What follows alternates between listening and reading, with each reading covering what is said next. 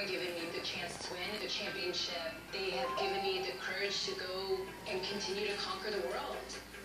We did it, Brain. You did. There she is snoring. The dog is snoring. Frank's competition. Oi, honey. I can't be like, yeah, like that's incest. It's weird. It's not incest if you're watching. Incest is Lower down.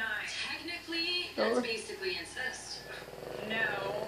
It's crazy how things change one day, right? Like I look at this and I think of all the 8 years of like hard work and traveling and the tears and the blood and the sweat and like when all of a sudden the company has faith in you and wants you to be the champion. This is Shelby Snoring. It just makes me so, I don't know, it makes me so happy, and I just think, like, this is the reward. You're such an athlete. I am an athlete. It's weird because I feel like our lives are really starting to just change. Yeah.